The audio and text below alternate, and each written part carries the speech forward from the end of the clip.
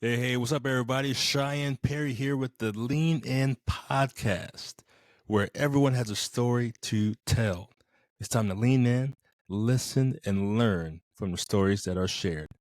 Let's get it.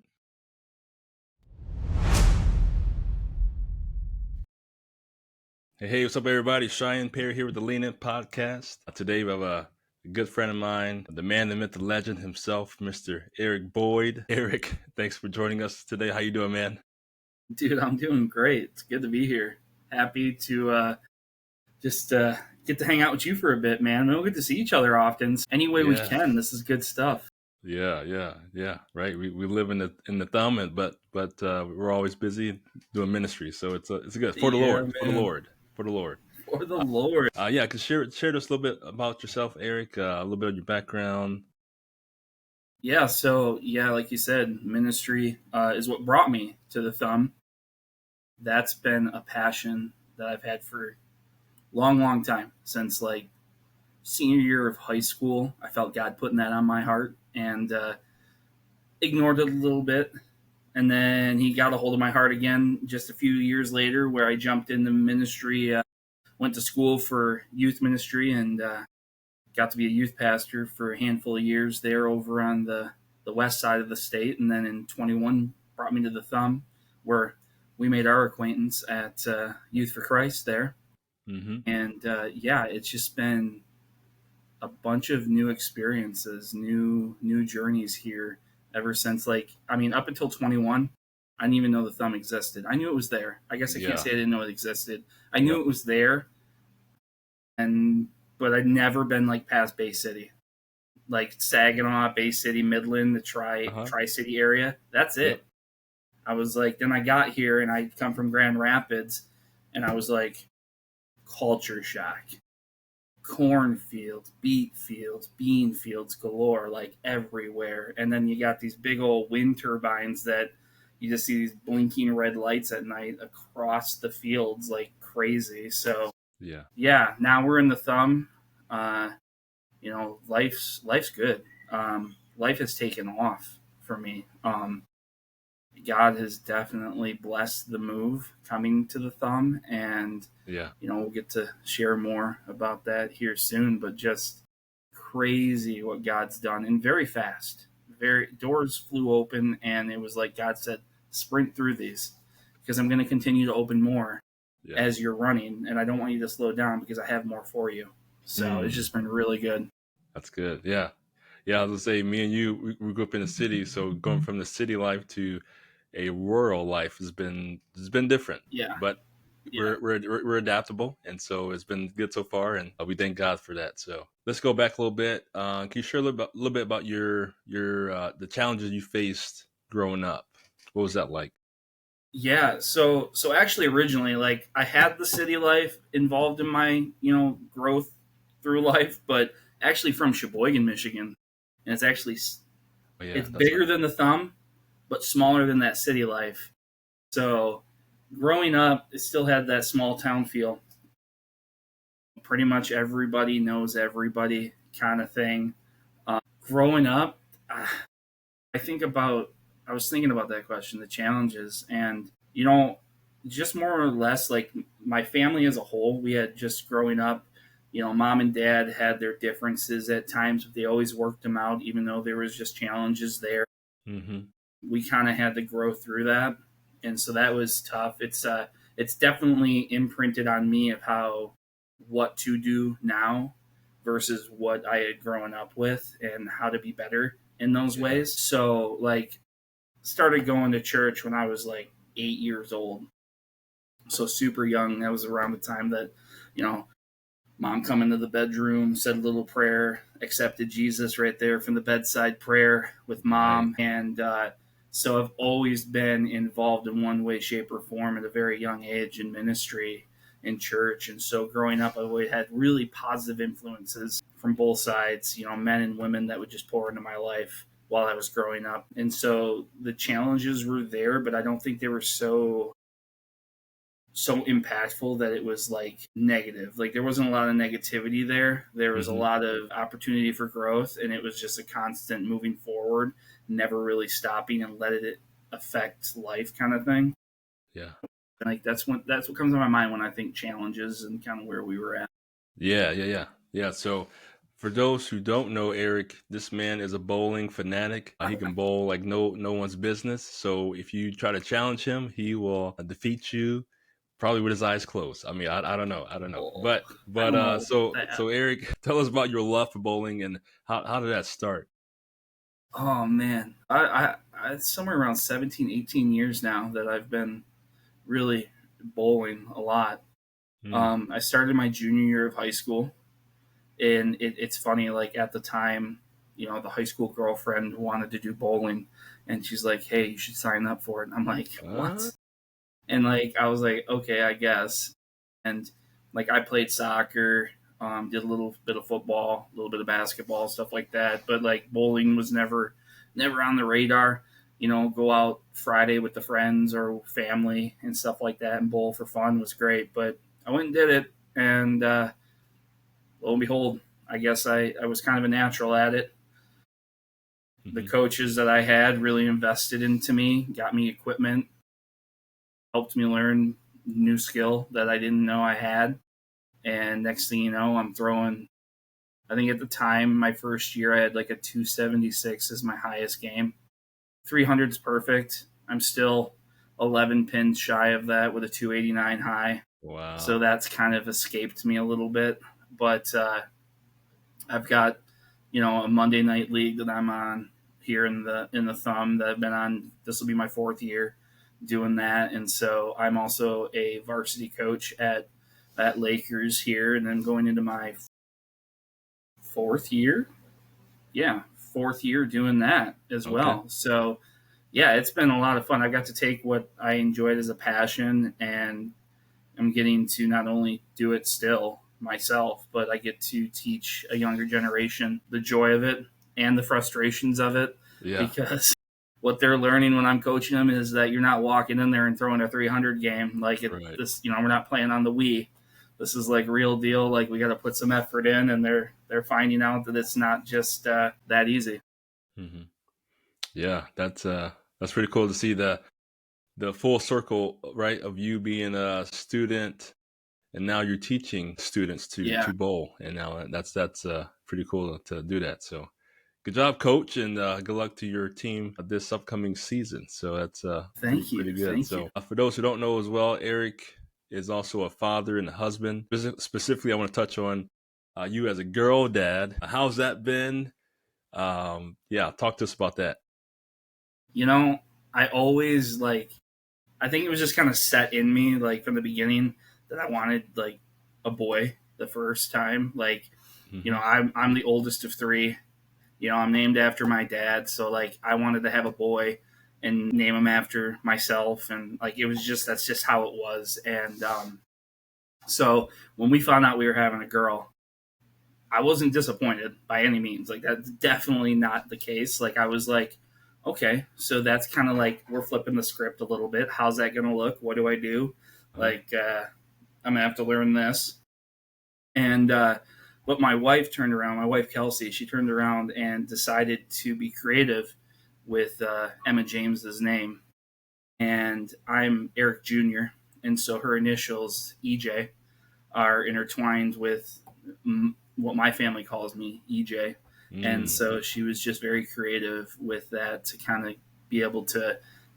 It's not my firstborn son, but there's still the name's going to be associated in some way with me. And so I thought that, you know, that was just really it's sentimental. It's been really cool. I'd say it softened me. I can be a little rough around the edges, a little tough, and I can definitely tell in the last 5 months that little things get me, little bit more emotional when certain things, especially with seeing things about parents and their kids and just people hmm. going through something, and or just even I hate seeing tragic things now. Anything tragic that involves a child, like it just I'm like, well, there's Absolutely. a whole new fear that I Yeah. didn't know I had. Like example, just like going swimming or being near water or anything like that. I'm like, you're never touching anything but the tub from now on. Like that's it. Like that's from here on out in the future, never. Like, I feel like I'm going to turn into this overprotective individual now. Sure. And Sure. Yeah. I'll have to learn over time to not be that way, but definitely has been something that's just like, it's a new learning thing, a new learning experience for me, obviously, and I love it. No complaints. I'd do anything for her, and there's just no doubt about that. That's good. Yeah. Yeah. Thanks for sharing that. Mr. Girl Dad, I want to dive into your faith and ministry journey just for a little bit. So, can you just share with us a little bit about how you saw God at work in your life, slash, just sharing your testimony? What is that? Yeah, so like I kind of touched on a little bit, like in my senior year of high school is kind of when I felt this drive, this passion for youth ministry. I didn't really know what it looked like, and I ignored it for a few years. So from 18 to 23, I kind of just was of the world, did my own thing, wanted to do that.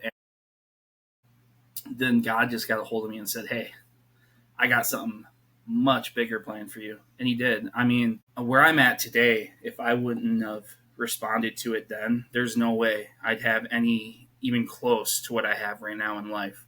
Right. So 23, I started school at Grace Christian University. And how it all started was on Pandora radio.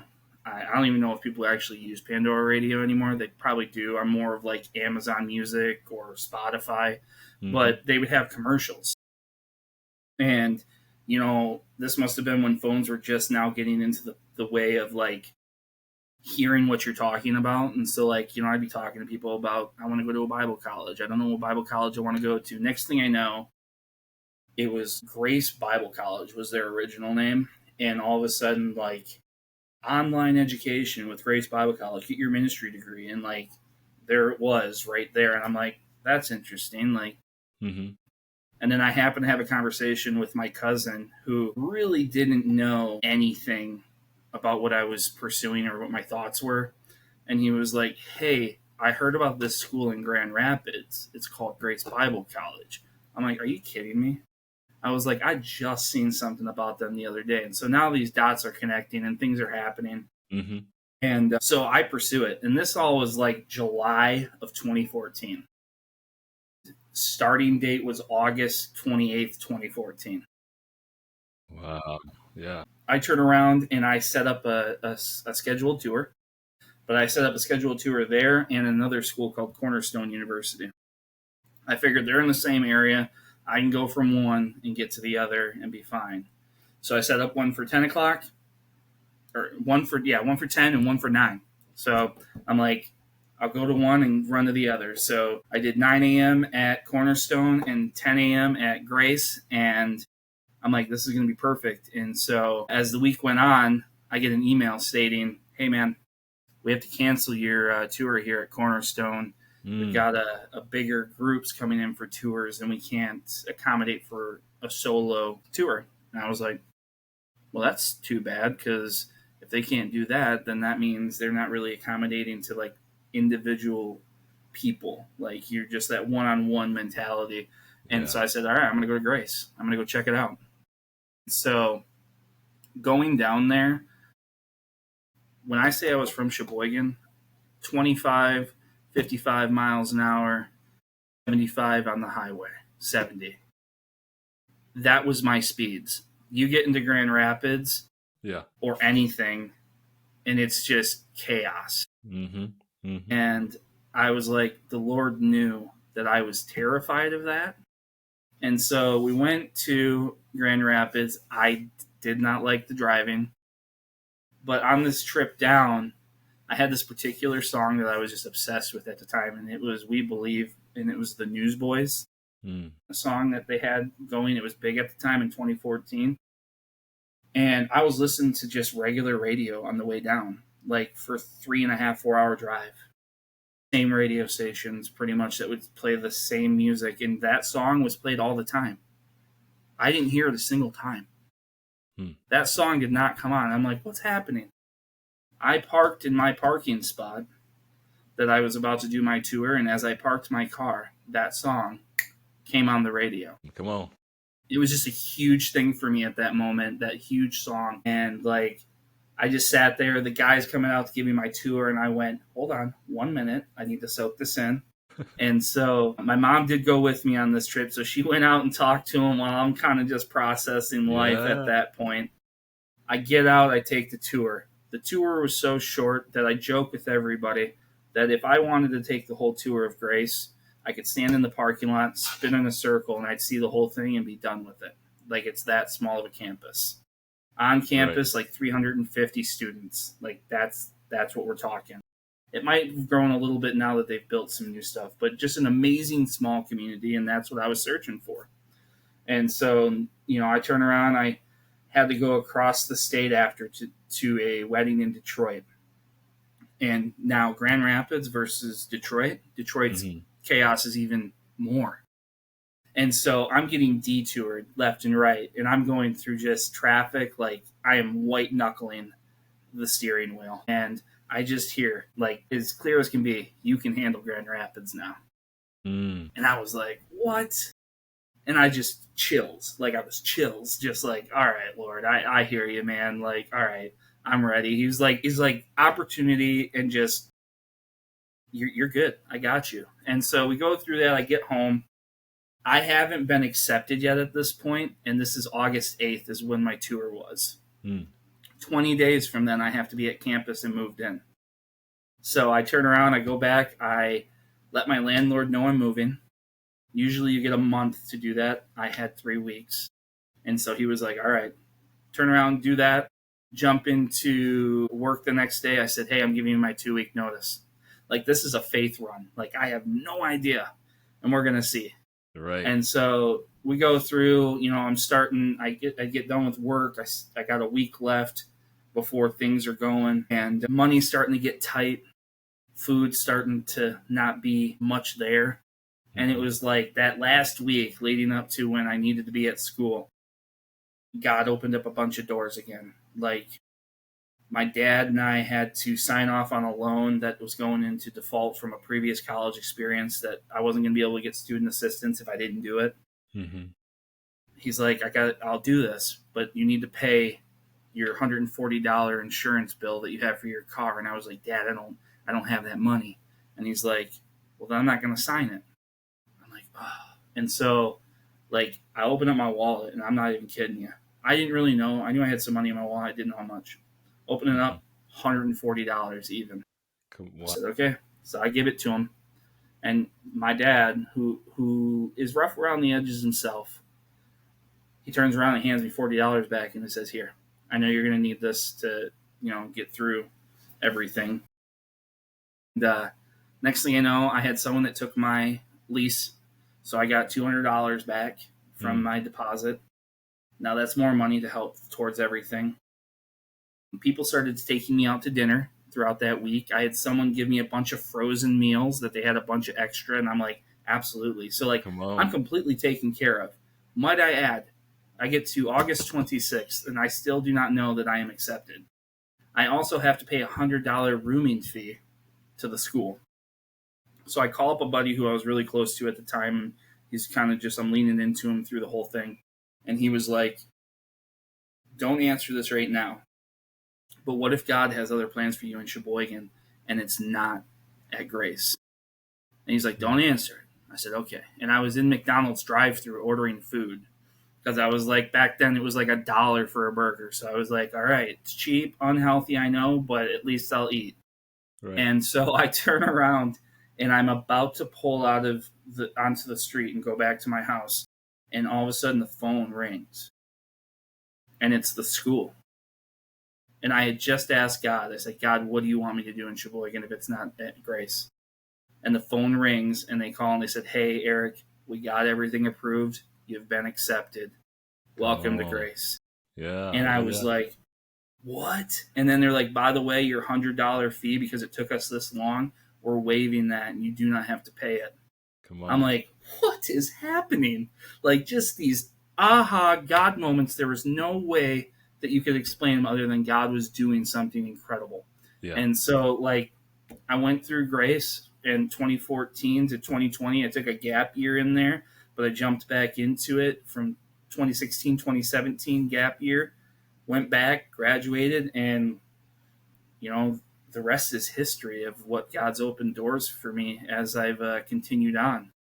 Yeah. Oh God, man. I think about the song "A Waymaker," right? Miracle worker, promise keeper. That is, yeah, like you said, just time and time again, where he is just revealing himself and opening doors for you, Mm-hmm. and just aha moments, like you said. I love it. I love Aha it. moments, I man. love it. Let's talk a little bit about ministry. So Yeah. we use that word a lot in today's society, especially in the Christian realm. How would you define the word ministry, Mr. Boyd? Ministry. Ministry is, gosh, we use it. We use that word a ton. I mean, it describes our mission of what we're trying to do. It describes Hmm.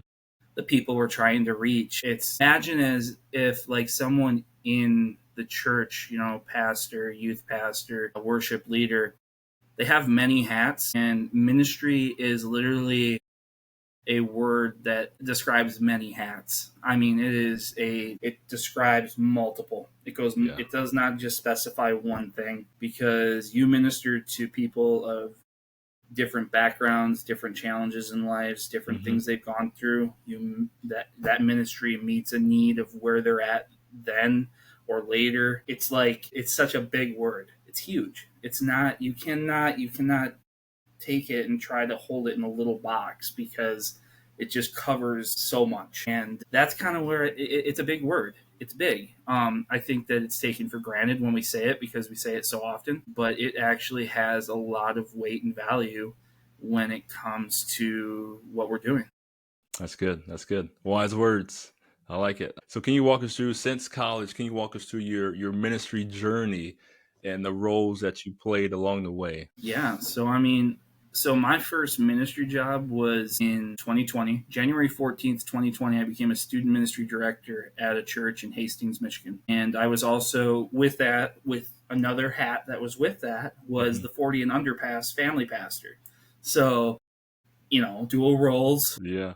overall encompassing the ministry that I was doing. And that was rough, because I actually had just gotten back from my final trip. I went to Ireland with the university for a 12-day stretch, and we did like a missions trip slash educational trip.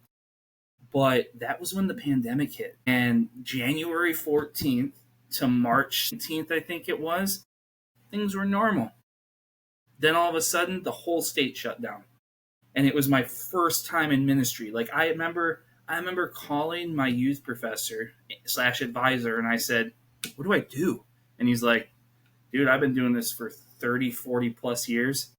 I've never dealt with this.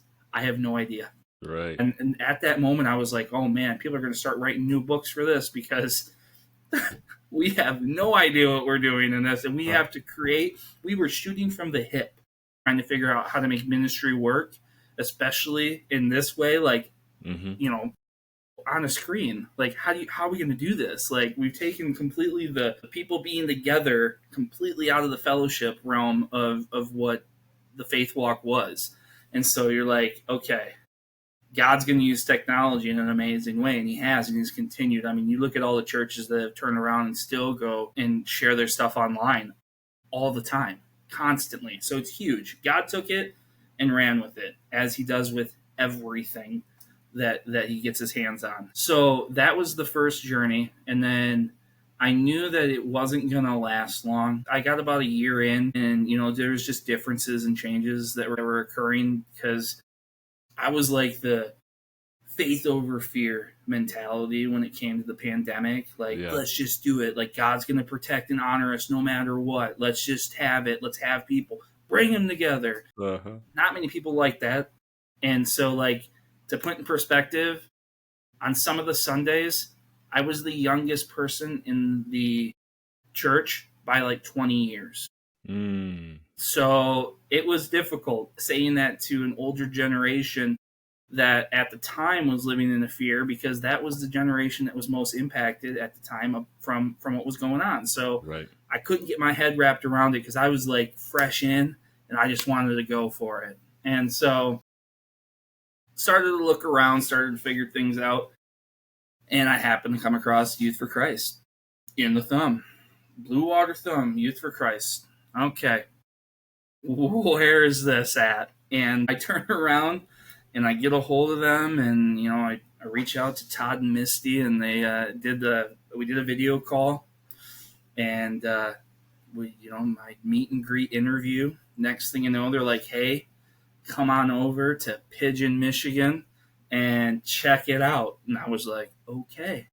I jump in my truck. I think it was like a 3.5 hour drive, and that was when I started to realize. Like at the time, I was excited. So I will say this: like I seen everything of what the Thumb was, but it didn't like click. Right. I was just like, new opportunity. Let's check it out. I get there. I remember I had accepted it, and I think it was like February 12th of 2021 that I had accepted the position, started making the move and everything. And it was great being a youth campus life director.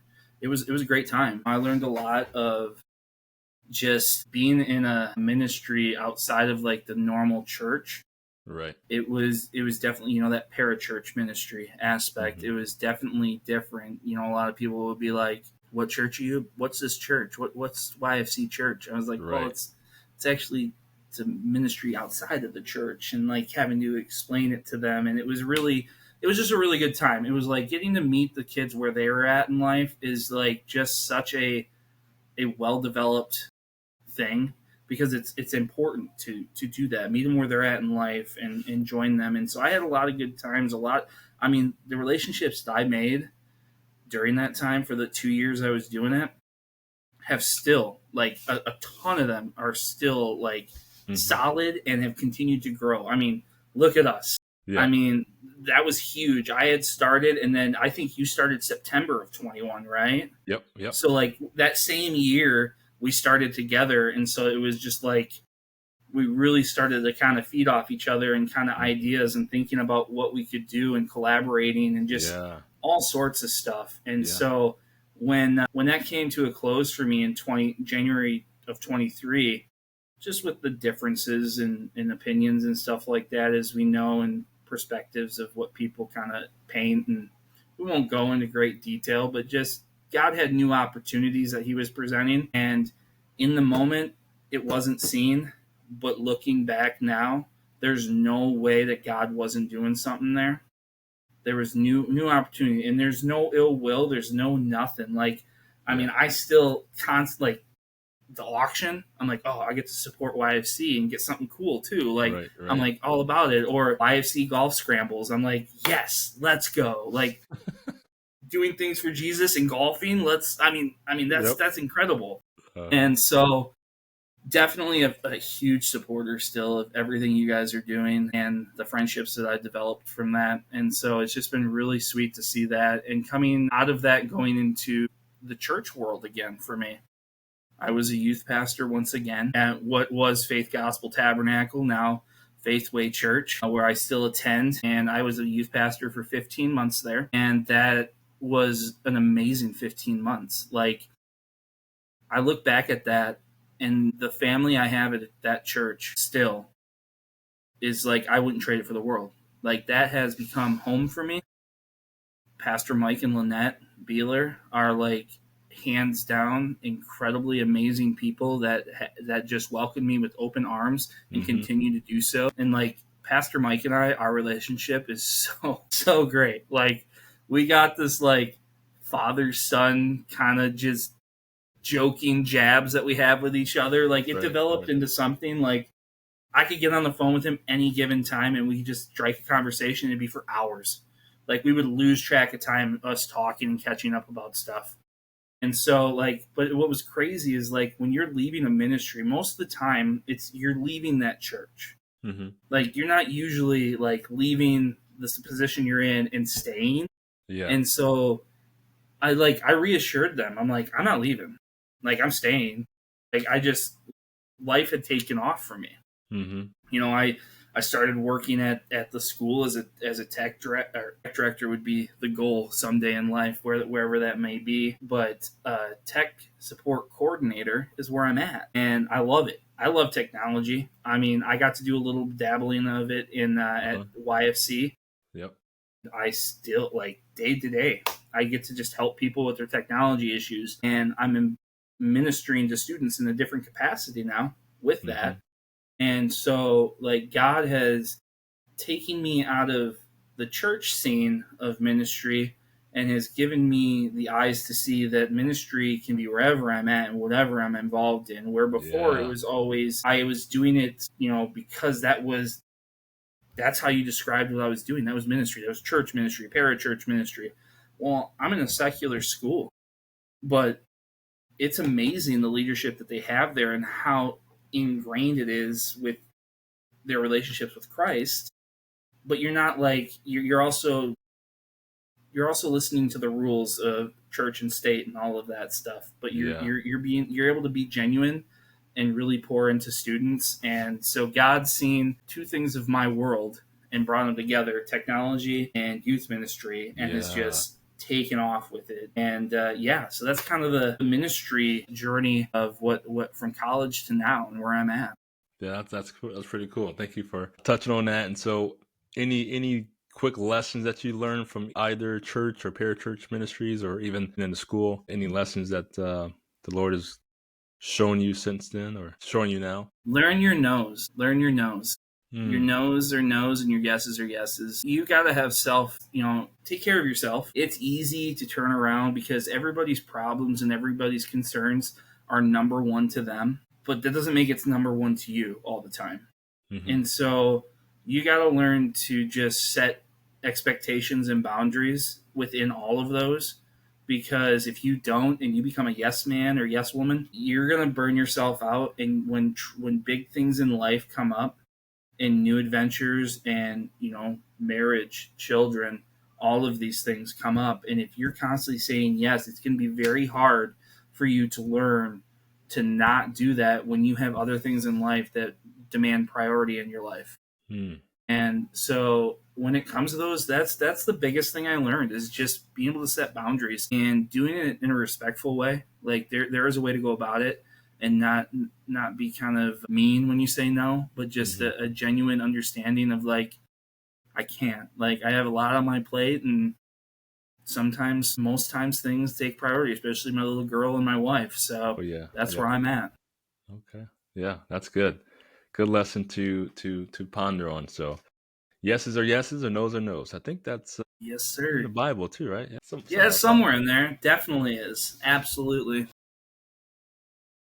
Eric, what advice would you give to someone who is just fresh off the street, fresh out of college, who are looking to be in ministry one day? Again, ministry could be whatever context, parachurch, church, secular world. All of what we do could be considered ministry. But yeah, what advice would you give to someone who's seeking to be in ministry? Be ready for the moments of like, it's not always, you don't always get the thanks, the recognition. Like if you're going to go into ministry thinking that you're going to like, I guess in a sense, get glorified about everything you do. And like, you think that you're going to go into it and save millions, like lower your expectations of what you're going to do. Make sure that like that one person you reach is worth it all. If Mm, that's the only one person you reach, you just don't get too far ahead of yourself. Take the time to process. Like I said previously, like set those expectations. You have to out the gate, like day one, like just protect yourself, protect your ministry, because even that can turn around, and you don't want to end on bad terms in a ministry. You want to mm, end on terms that God's asking you to go a different direction with ministry or in life, and that God made that decision and not the actions that you took made the decisions. mm. You want it to be a God thing that's opening up different doors or moving you wherever you're going. And so just being self aware of those things so that you don't burn yourself out. Yeah, That's the biggest thing. Like, they said that so much to me at college, and I I live a pretty busy life.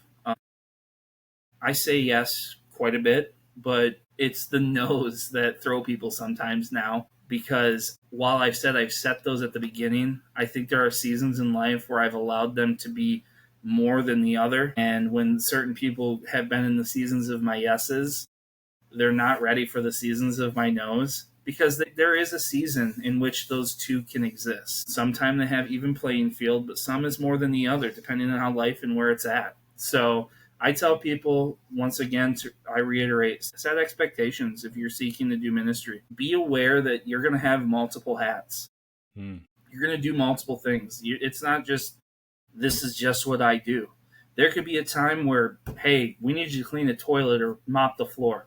Go mop that floor. Go clean that toilet. Yeah. Like, what you're doing there is creating opportunity. I'll joke and say, like, that butterfly effect. Like, the butterfly, the wings move and, the earth shifts or whatever they say and stuff. It's like doing those little things in ministry.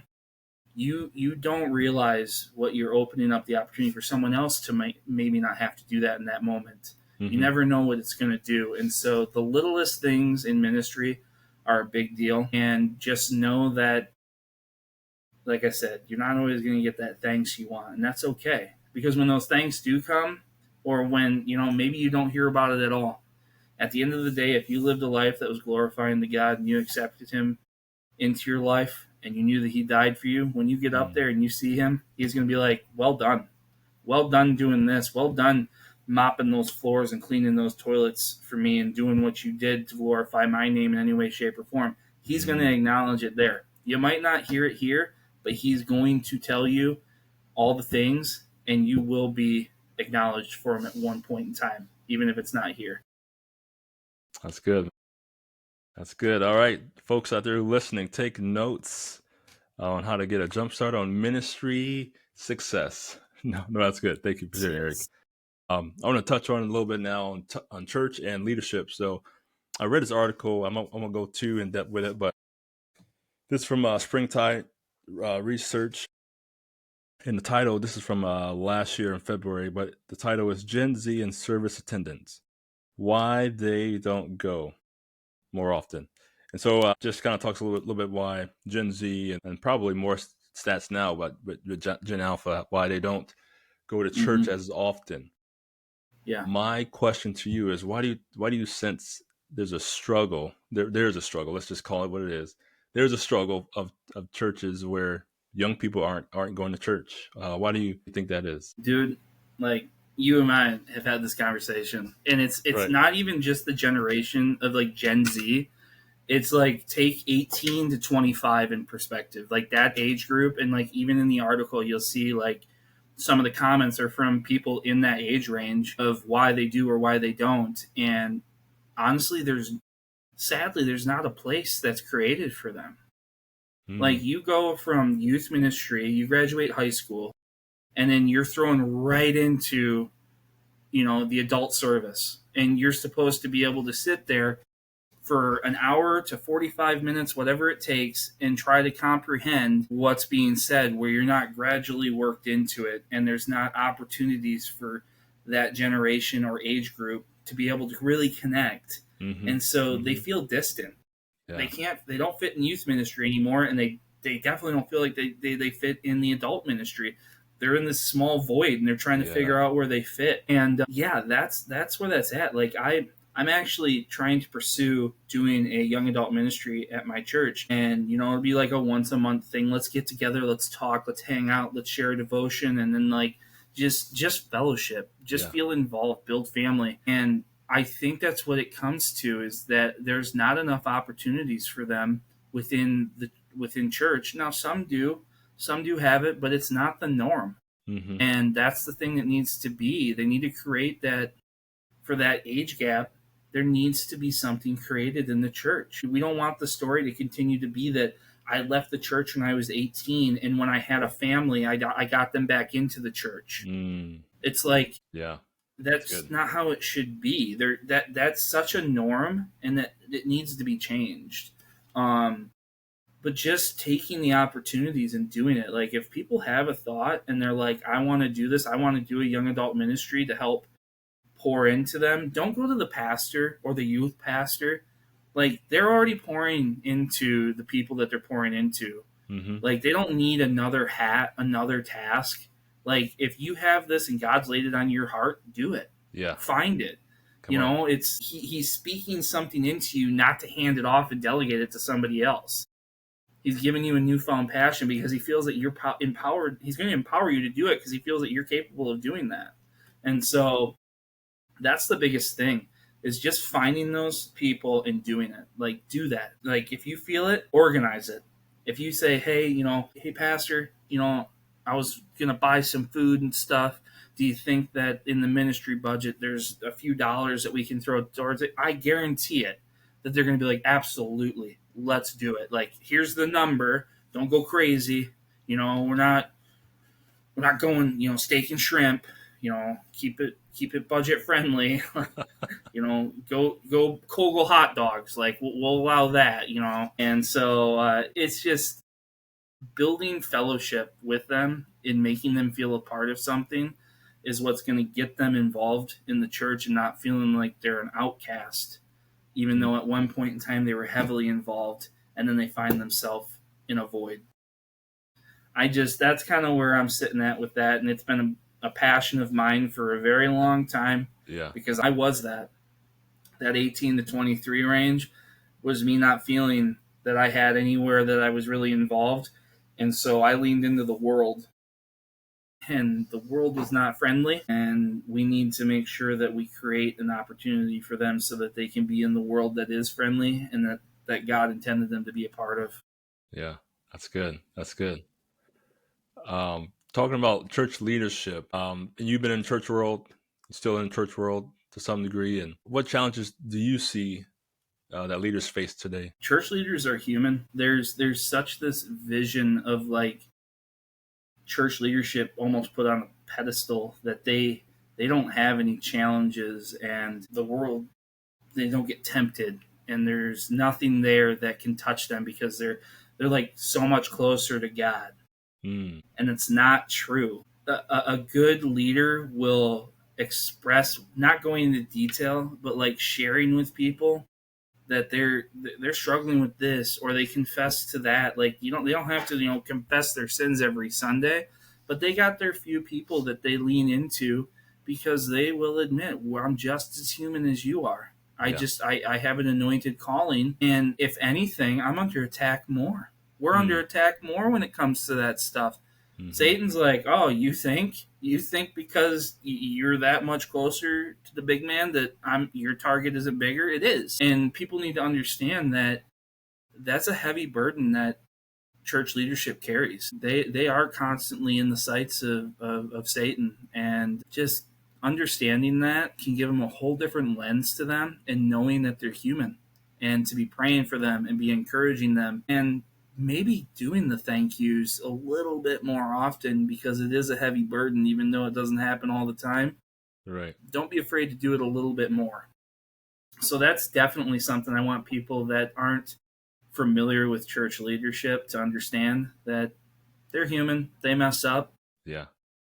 Just understand that there's grace and mercy, Yeah. and if God's given it to you, you should probably be willing to give it to them too. Yeah. That's good. That's good, man. Woo. All right. Dropping gems of wisdom. I like it. I like it. Who would you say are some of your role models and mentors within leadership? Who would those people be? Yeah, I was thinking about this long and hard.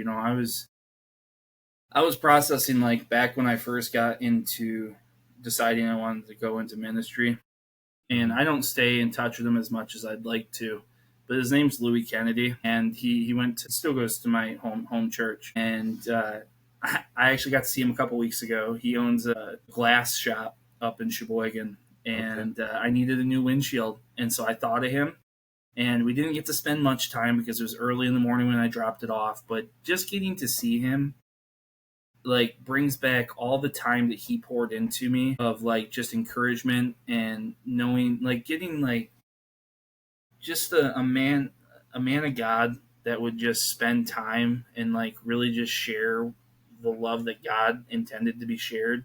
Hmm. Like, don't get me wrong, my dad and I, we have a really great relationship now, but growing up it was really rough, and it's taken a lot of time to let God work on that. And so having people like Louis in my life to pour into me really helped. with my development of who I am today. Mm.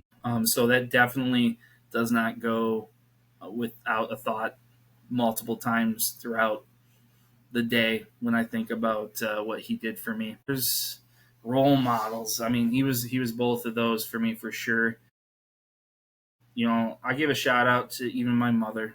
Like without her, I wouldn't know who Jesus is. Hey, come She on. she definitely pulled us into that world, and that woman prays constantly every single day since she knew who Jesus was. She hasn't stopped. She's definitely opened up the door for where I'm at now and never stopped. Knew that life was I was of the world at one point and just never stopped. Like just prayed, prayed, prayed, got a hold of people, pray for him, pray for him. It was a definite like prodigal son moment when Mm. I came back to what Jesus wanted me to do with my life. And so between those two, and like even now as I'm in a new adventure in life, I'm constantly trying to make sure that I keep those people that are going to pour into me and help me in a positive way. And not, I don't want the people that are going to say what I want to hear. I Mm. want the people that are going to be willing to turn around and rip the band aid off Yeah, and yeah, just say it. And that's because that's just, I want the truth. yep. I'm a very blunt person, direct. And I want that same thing from the role models and the people and the mentors in my life. And, I have that. I have the friends that don't sugarcoat things. I've got. I talked about Pastor Mike. Like he's huge impact on my life. I mean, continues to. We have such a great balance of serious talks, but yet we can definitely have our good laughs and not in it. We don't skip a beat. It's like it just happens.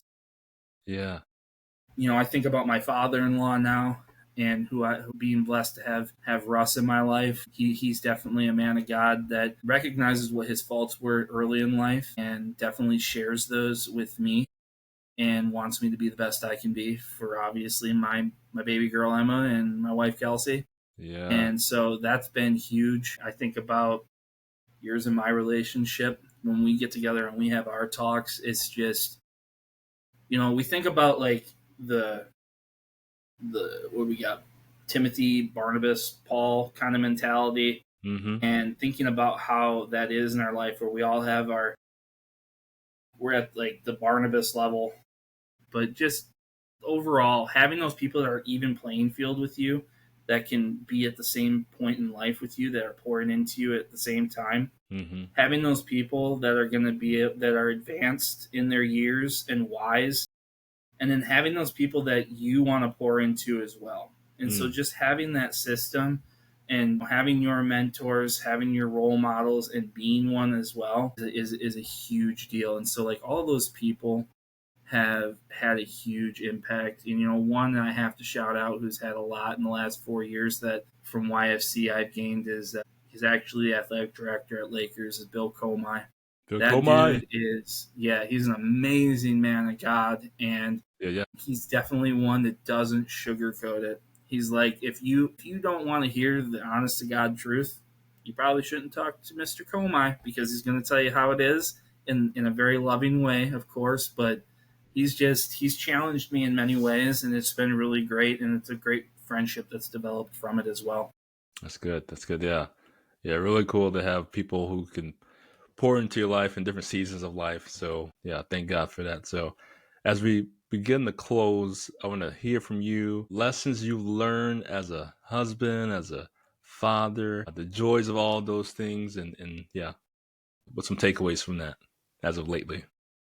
One of the things early on that I said this to my mom. I said, I've never realized how inconvenient it is to be a dad. Like, and I say this in a loving way. I don't mean it in any bad way, but it took me a little bit to process it the first couple of months because I was used to doing everything at my own pace, my own time, my own this, my own that. Get up when I want, do this when I want, go where I want, put the shirt on my back and the pants on it and walk out the door kind of thing. Now it's Mm-hmm. like, we got to make sure we have this, this, and this ready. You're settled in. Well, You need to change a diaper. You're relaxing. You're ready to go to bed. Baby's hungry. Like you're like, I'm like, oh man. So always being ready is something that like you just never know what's next. And so that constant mindset of being ready as a father, as a husband, I can say that I have some selfish tendencies, and to die to my selfishness and let that be no more. It definitely is a thorn in my side that I'm constantly dealing with, but remembering that I need to be better. I need to be what God's called me to be, and being a leader in my family and stuff like that, and Mm. making sure that I'm meeting the needs of my family. You know, it's I was talking to my mom about this also, gosh, a couple weeks ago. And I remember when I turned 30 years old, I'm 34 now, but I said when I turned 30, life is going to take off. I said this before I turned 30. I said, life's going to go. That was around the time ministry started taking off. I said, it's going to go. Personal life, ministry, it's going to go. You know, I met my wife in 23, August of 23. We had met online. She's going to kill me that I'm going to say this, but she ghosted me. And then next thing you know, we reconnected a month or two later, and it just kind of took off. It was one of those things that you just knew God was doing something with it, and I Mm. had really felt that God had laid on my heart that my life was going to take off. And then when I met her, I knew that she was going to be a huge part of it. And getting married, and then going married June 22nd of 2024, things started moving fast. I mean, we were engaged only a few months after we had met, and I asked my father-in-law for her hand while we were hunting opening day at deer season. It was kind of a crazy thought because he had a gun in his hand. You don't know how it's going to go. Yep, yep, But yep. I felt like he liked me already because I was a youth pastor, and he was like all about that. So I was like, all right, I'm already winning. What could happen? And so he definitely said yes, obviously. But it was just a funny joke moment with that. And, you know, next thing you know, we're married, and a month later, we're finding out that we're pregnant. And it's like, cool, whoa, like life really took off. And, you know, no, it was like July 7th. So it happened fast, dude. Mm-hmm. Nah, yeah, it was like within a month. You know, the 22nd of June is when we got married. And we're just like, I hear of most people who are like, forever down the road that Right, happens. And we're right. like, all right, that just occurred. And so I'm like, just as crazy as it's been, I'm not overwhelmed because, like, I truly, truly believe that God has done nothing but bless me with everything that He's promised me Mm. because I've tried my best to obey what He's asked me to do, and with that obedience, He's continued to just show His appreciation based off of where my life's at, and I couldn't be more thankful for it. Mm. I just a life without God, I cannot imagine. I can't imagine it. Mm. It just seems dark and lonely, and all the worst things that could possibly be is what it would be. If I could put it, you know, I can't even fathom those things because of where I'm at in life. They're just not, they're not thoughts in my mind. Right. But if I could describe them, it's take what the world thinks is the best thing to do and how to live, and that's a life without God, in my opinion, Mm. because it's glorifying to the world and not to Him. Oh, And so with being a father and a husband, like those are things that I'd never give up. I would do anything for either of them. We hope to have another one. We'll probably be done then, so we're not outnumbered. I know those that are outnumbered. So blessings to you. yep, yep. So we're good. You know, we got chaos with our 5 dogs that we have in our lives. So yeah, yeah. So we're like 5 dogs, 2 kids. That's where we draw the line. There we That's where go. we're at. So yeah, man, I love it. It's been great. God's been good. You know, God's good all the time. And all the time, God is good. Mm-hmm. And I'm just thankful that while there's tough days, I just keep on keeping on. And that's the biggest thing that God has continued to remind me of is just keep on keeping on because I got you. That's good. That's good. All right, man. Thank you for sharing. Man, tons of encouragement that I'm receiving, and hopefully others as well, and also be challenged, right? So how do you hey, step up as a father, as a husband, and also lead your family well. So, Eric, thank you so much for jumping on here and sharing parts of your story. We got to lean into it and learn a lot from you, and hopefully others too were blessed by what you shared today. And for everyone else, thanks for tuning in. And yeah, and we're out. Peace.